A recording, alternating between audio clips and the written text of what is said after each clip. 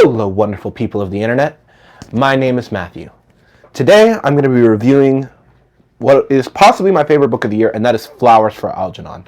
To give you the short synopsis, this book basically details the tale of Charlie Gordon, a mentally retarded man who goes through a series of trials after an experimentation that increases his intelligence and turns him into basically the smartest person in the world.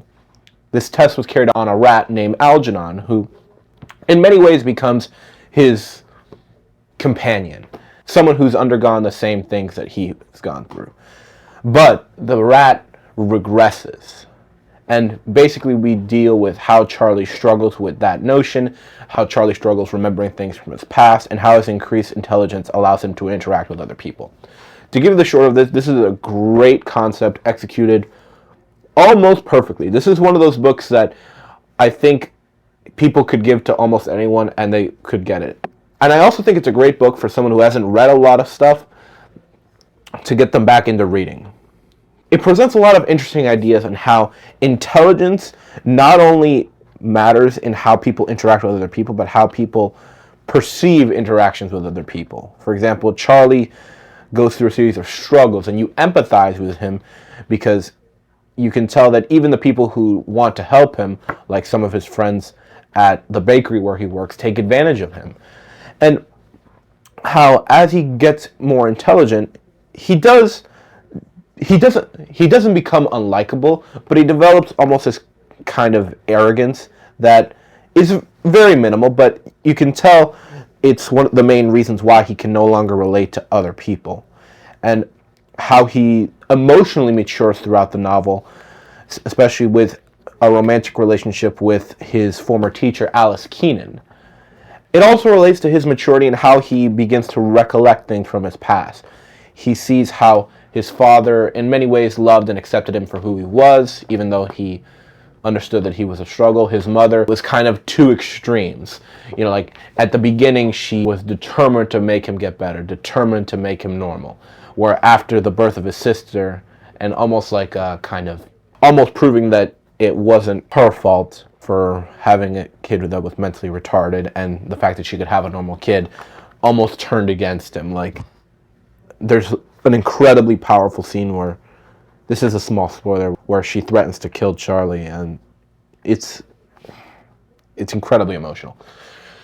But to give you the short of it, and this does get into spoilers, so read the book, come back and listen to the spoilers. All in all, I loved how this book turned out.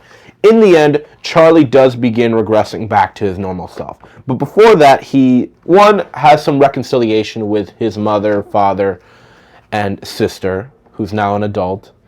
Even though he understands that that reconciliation is temporary, he finds peace with it. And throughout the book, one of his main relationships is with Alice Keenan, his teacher, who both loves and appreciates him while he's retarded and when he's really intelligent. And at the end, when he's finally able to have even a brief physical relationship with her, he's able to unite both the intellectual growth that he's established and the physical, emotional growth that he's established, and accepting a love for Keenan. And as far as the ending, the ending is where he basically fully reverts back. There is a little sign that he definitely retained his emotional maturity. Comparing his writing styles, and I should say that one of the reasons that you can tell his intelligence has regressed is that he makes a lot of mispronunciations at the beginning and at the end. His writing style is still poor, but not as bad as it was. But I interpret this book as almost like the most beautiful way you can say when someone dies, they go to a better place. Because at the end, you see that almost everyone that, even if they may have been friends with him, took advantage of him and have gained a newfound pity and respect for him.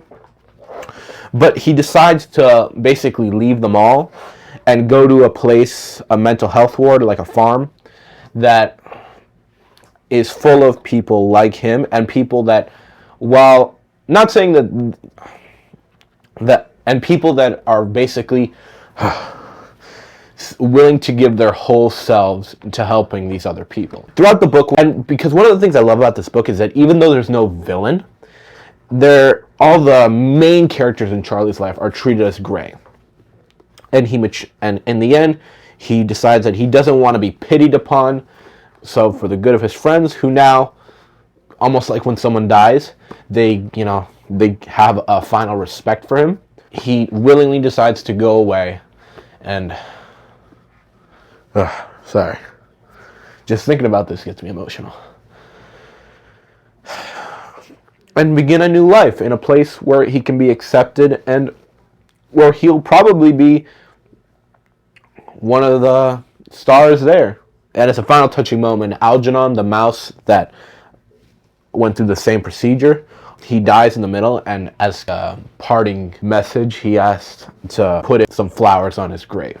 It's almost like a final act of respect. Sorry if this review is a little bit rambling, but this book took me on an emotional and mental roller coaster, and I recommend almost everyone read it. It's probably my favorite book of the year. It's probably a 4.5 to 5 out of 5 book. It's also a fast read. Like, I read like the last 2/3 of this book in one day. So definitely recommend it if you have the time, and if you don't make time, read this book. So hope everyone's having a lovely day. Hope this video finds you well, and happy reading.